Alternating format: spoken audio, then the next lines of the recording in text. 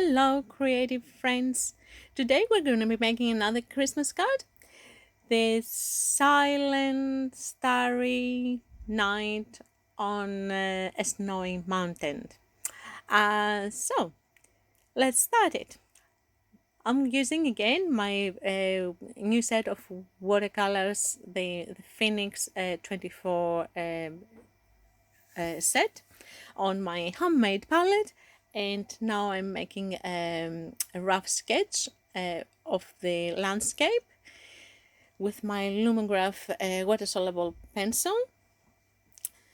I don't do many details, just a few lines, just as a guidelines. And then I start with the sky. I put clear water first on the sky, or wet it nicely, and then I start putting some pigment of Paynes Grey, Prussian Blue, and Cobalt Blue. So I make that mix, make sure that it's dark enough, but I don't put a lot of pigment, very little. I make sure that I leave some blank areas on my sky, and I'll make sure that there is lots of water so the pigment will travel everywhere, even in the white blank areas. They will stay brighter, and that's what I want. So that will create the feeling of clouds. Then I add a little bit also Alizarin Crimson in a couple of spots, but very little. And then we'll let it dry. Needs to dry very well because I try to start my tree tops and it wasn't dry enough. So the water, it lost the shape straight away. It just the color bleeded. So I had to use my heating tool. If you don't have a heating tool, you can use your hairdryer, or if you have time, even better, you let it dry naturally.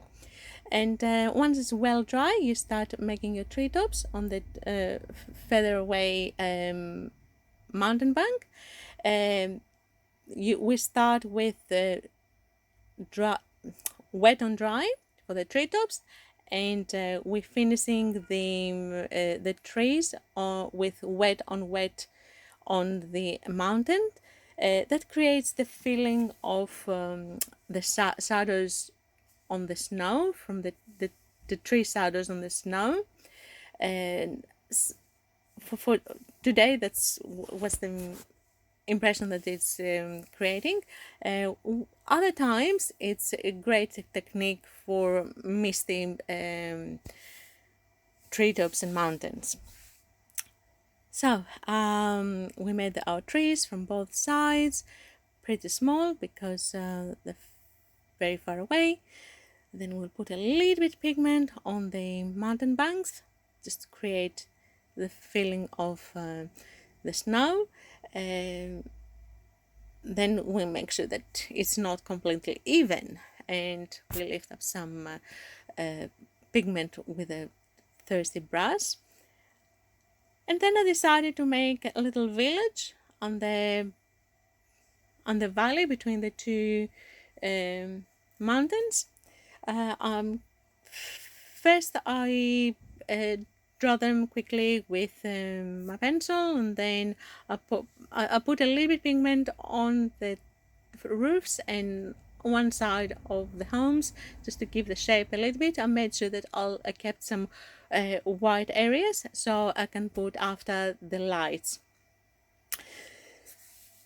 So, if you like this content and you like my cards and my work, please don't forget to hit the like button and to subscribe. We're gonna be making lots and lots of different themes. For the moment, I'm doing only Christmas, but we're going to be making lots of different other subjects. Landscapes, seascapes, sunsets, birds, all sorts of things. So yeah, subscribe to make sure we keep in touch. Now I'm continuing with a few more trees, same concept. first I'm drawing, I'm wetting a little bit the bottom area, and I start on the dry area and ending up my tree on the wet.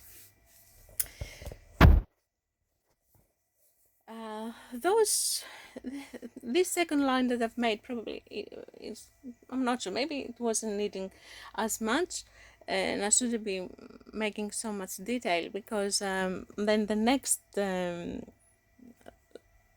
next row of trees covered that one, but that's fine, it's okay. I like to put attention to all of the areas. So now we're getting ready to do the middle ground trees. I started again, continue the same technique, same colors as before. Now at this point I wet the bank, but I didn't put enough water, so I thought to add a little bit more as I was going. I think I put a little bit too much at the end, and it's created a bloom. I tried to fix it later on, but yeah, it did stay like about some little parts there, but that's okay. It's not ruining the whole picture. It's still fine. And now I will let that area dry before I start the trees, the other trees. So now I'm gonna put some lights. I'm using some yellow to create the lights at the distant village. Doesn't need a lot. Then I'm working a little bit on the foreground, just wetting it with a little bit pigment in there, and then I'm going in with my dry sponge to lift some pigment for some areas, so I can so the ground will not be completely flat, to create that impression of the snow, the uneven ground, and then add a little bit darker areas just to have that pulse. I dried up very well, and I'm starting my main forward trees. This time, at the mixer of the Paynes Grey, Prussian Blue and Cobalt, I will add some green. Because these trees now, they're very close to us, we'll be able to see some color, so it needs to be very dark again because it's night. So I'm still keeping my blue-gray mix and add some green in there. I'm using just any green that I have on my palette. I actually used all the three of them, and as long as it's a dark color, that's all we need. And sometimes, because the watercolors always dry a little bit lighter than what how we place them on, so I might have to go back and put a little more pigment on the branches, but don't overdo it and don't put everywhere, just a few spots on each branch. Continue with the other tree. We're holding the brush very loosely, so we dab and lift, and move our hand all the time to create uneven branches.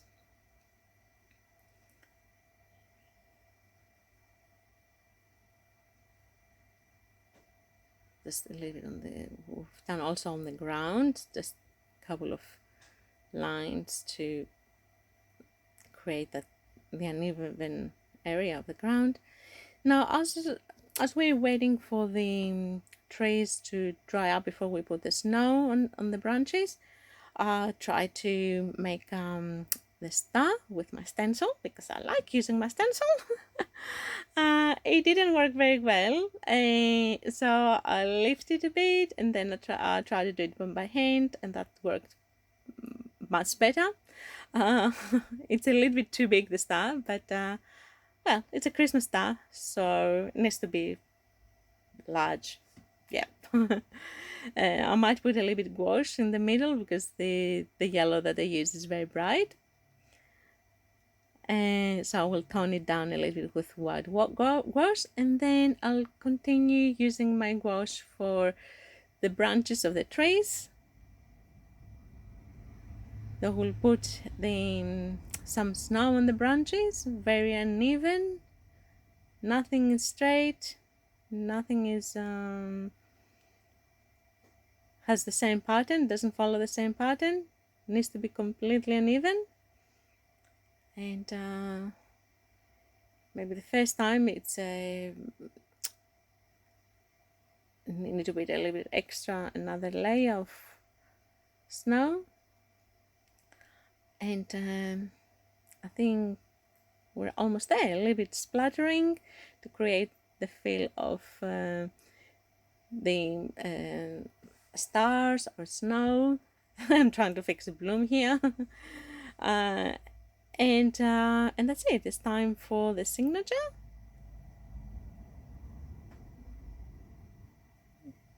There we are. And the most exciting part, taking off the masking. Of course, some spotted bleed the color, so I need to lift up a little bit the color and add some white gouache, and we're all set. Thank you very much for watching me, and hope you enjoyed this card, and I will see you at the next video. Thank you. Bye.